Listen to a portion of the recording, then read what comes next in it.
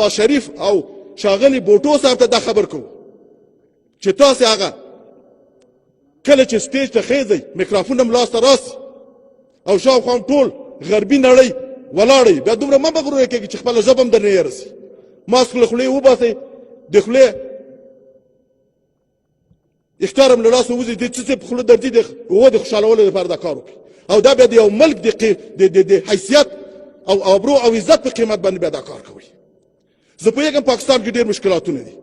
پاکستان کې د هغو سرلي سیلابونو په سلګونو په زرګونو کسان مړه کړل له بین بوتله پاکستان یې له خاورو سره خاورې کړ کښت او زراعت یې ټول ختم کړ موږ په داسې حال کې چې د افغانستان اسلامي امارات ټول افغانان نر او ښځې د پاکستان له خلکو سره په دې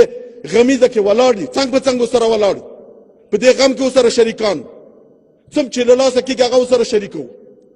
خو په عین وخت کې د پاکستان د صدر اعظم او د وزیر خارجه دغه عمل هم په کلکو الفاظو باندې موږ غندو او هیڅ چاته موږ دا اجازه نه ورکو چې افغانستان د اسلامي امارات او د دې انقلاب په خلاف باندې خبرې وکړي پاکستان کې اقتصادي مشکل لري IMF سره په تور لیست کې پروت دی دنیا قرض نه ورکوي هر چاته چې ټلیفون ورکړي دوست ملکونه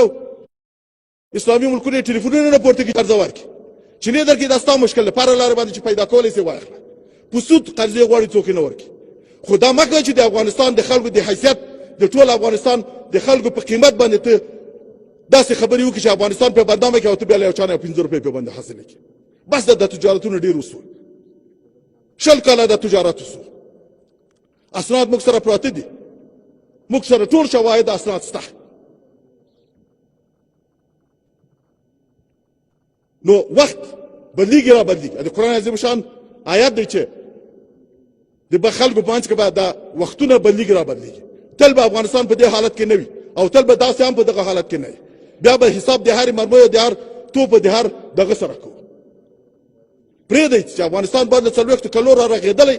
زخمونه یې بدن یې زخمي ده پرېږدئ چې خپل زخمونه ملحم کړي که ملحم نه سې راکولی تداوي نه سې راسره کولی زما په زخمو مالګه مه